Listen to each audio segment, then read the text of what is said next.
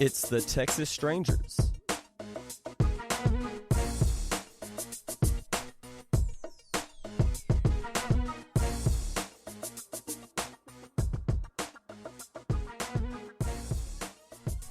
Well, welcome back to the NFL Week 1 and second week of college football. Welcome to the Texas Strangers. This is episode number 8, and today we have something new going on. I have a new guest host today.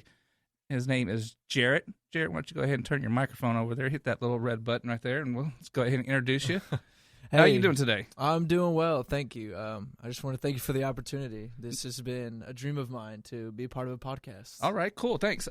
So, Jarrett, let's go ahead. I mean, we're only in episode 8. Not very many people know us just yet. Go ahead and tell us a little bit about yourself. Well, graduated from University of North Texas with a degree in broadcast journalism. Oh, I guess that's where I met you, right? Yes. I've hosted a radio show. I've done. Where was that at? That was at UNT. It was called The Business of Sports, and then I was also worked with NTTV doing play-by-play, color commentary, camera work, just everything in the sports world I've done. Okay. Dreams, aspirations. What do you want to do? I would like to do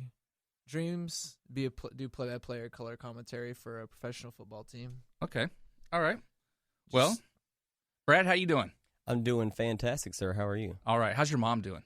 Oh, she's doing fantastic. I just want to let you guys know, okay?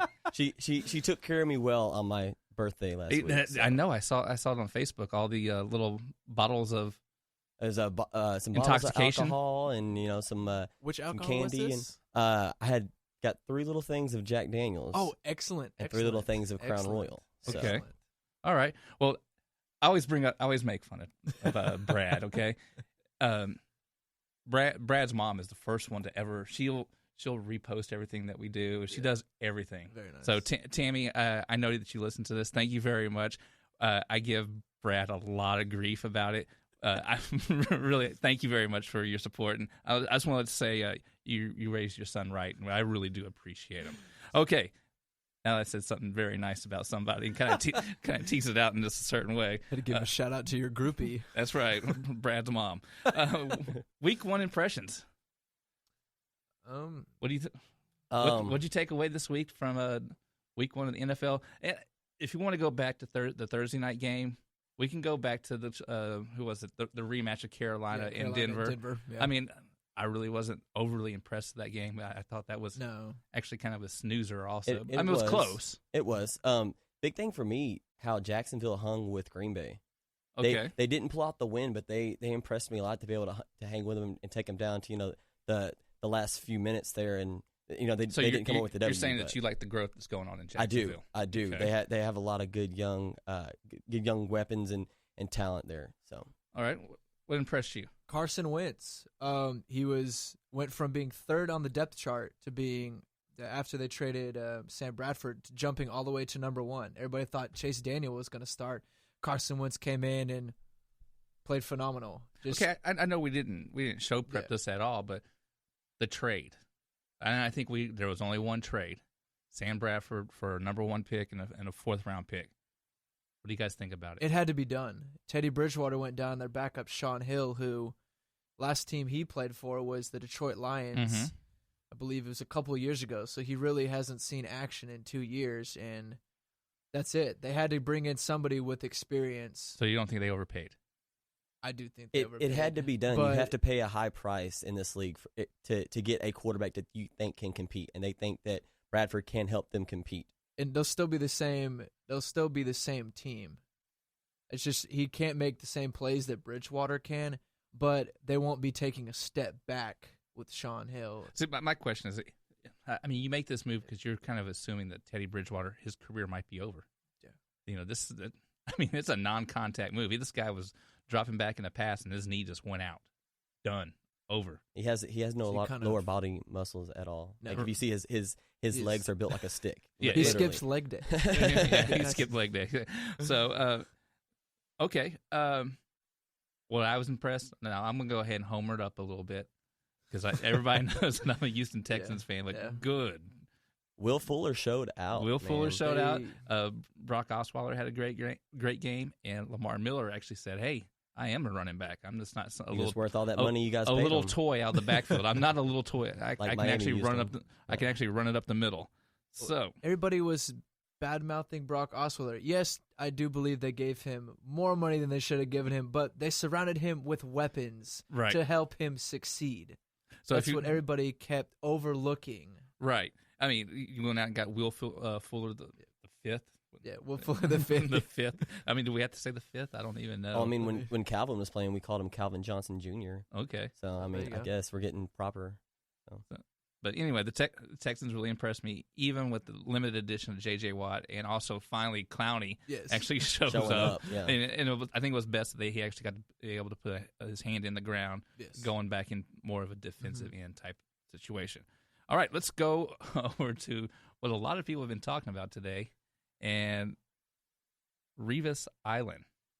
Or is it Round Trip Island now? Because it seems like everybody has just said, hey, I'm going to go ahead and just go ahead and rotate. It's A.J. Green that really took him to school. Just torched him for 180 yards and a touchdown. I don't think anybody saw that coming.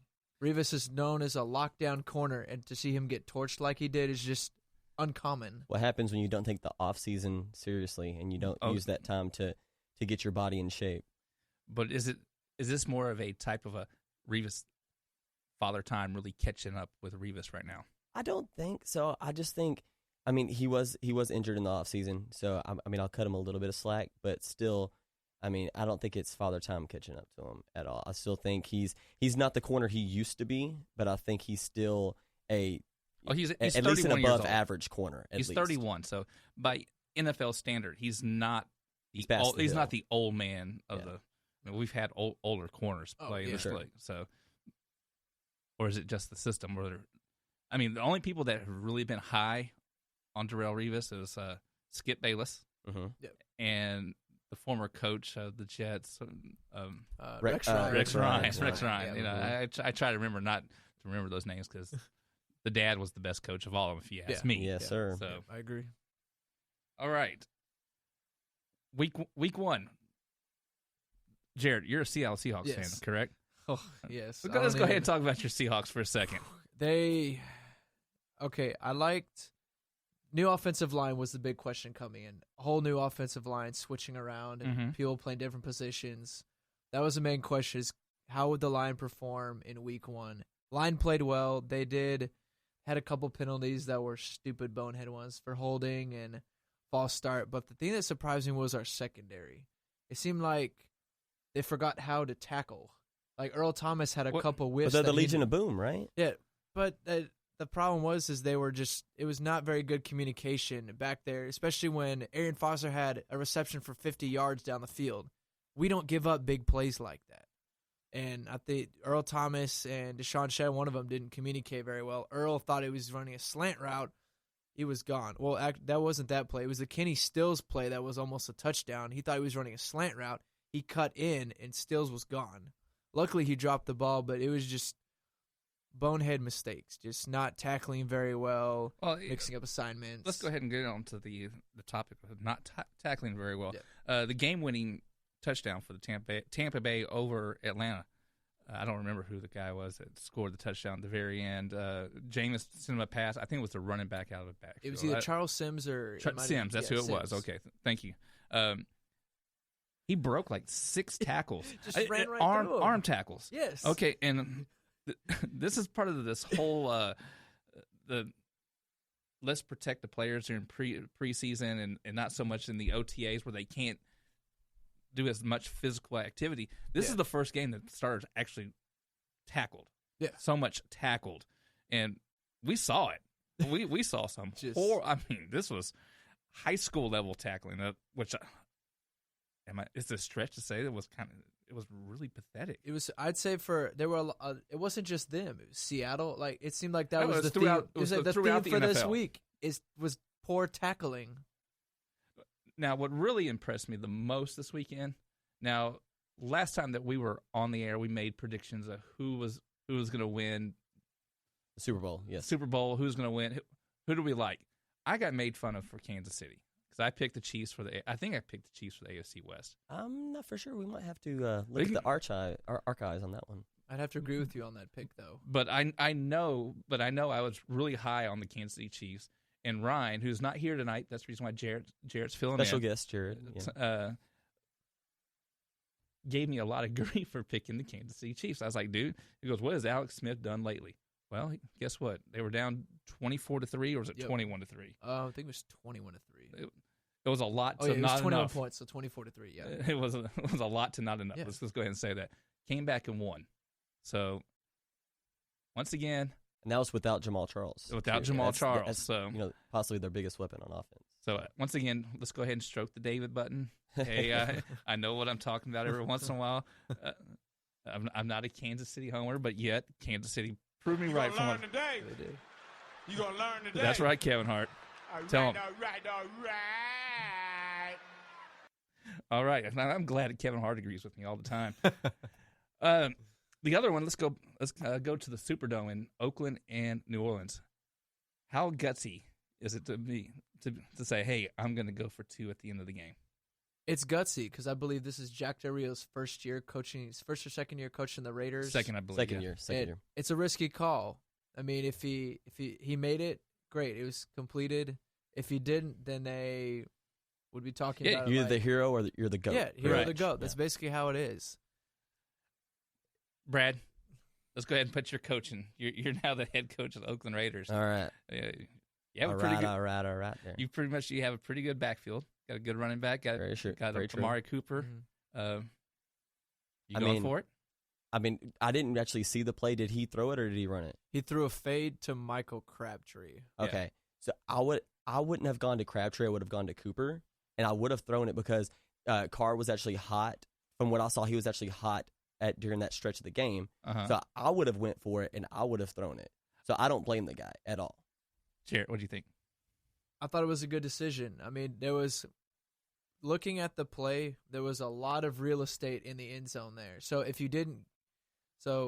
there was room to throw a fade. Yes, Latavius Murray was racking up yards that day, but why not mix it up and just catch him off guard and throw a fade, right? And see what you can do. Throw it where only your receiver can get it, which is where Derek Carr threw it. Right. Threw it on the outside where only Crabtree could get it. But the last time I remember Crabtree going for a fade, it was in the Super Bowl and he couldn't get it. NFC Championship, yeah. But see here, well, Super Bowl II against the Ravens. So, that's true. Yeah. But see, I don't know. You're going against a not well known named corner. So I see. Very true. I mean, why not? And plus, like you said, Derek Carr was hot then. Why not put the ball in your quarterback's hands and see if he can make a play? I just think he put it in the wrong receiver's hands. But Okay, but let's talk about that just a little bit. Okay, you said he should have gone to Amari Cooper, and I'm willing to bet that Amari Cooper kind of faced double coverage, and he was actually had like a zone coverage on him. Probably, like I said, I didn't see the game. So. Well, none of us saw that. I didn't watch the game. I didn't watch it, but I saw the final play. Only people with wonderful Sunday ticket probably saw the game. Well, I do have Sunday ticket. I didn't tune into that game because anybody want to guess what game I was watching? Oh. I mean, I wonder. I also during the first week you get the red zone. Yeah. So I was watching a little bit whenever the Texans and the Bears game kind of slowed down. Yeah. I went into the red zone, but down in that situation, when you're in a situation like that, you have to go to someone that you're not expecting anybody to go to. So by them going to Crabtree, I thought it was a wonderful, wonderful call. Yeah. So anyway, I digress. All right, so week 2. Well, actually, right now we still have Pittsburgh, the Monday Washington, night, and Los Angeles, San Francisco. Exactly. So right now, San Francisco's 14-0, Yep. and earlier the Steelers beat the Redskins 38-16. 38-16. Yep. So Big Ben, 300 yards and 3 touchdowns. Yep. Wow, that guy's the real deal, isn't he? And Ryan did pick Pittsburgh last week. I know I picked Pittsburgh. You picked? I thought. No, I think we all were on the Pittsburgh No, bandwagon. I was on Green Bay wagon. So Okay. I know I'm pretty high on Pittsburgh. So anyway, did any major injuries happen to anybody's teams this week besides the Keenan Allen for the San Diego Chargers? Sammy Watkins. Sammy Watkins. But he said he's going to play week 2. Okay, so Keenan Allen, he's out for the season. But RG3 had a significant injury. we will get into RG3 later on.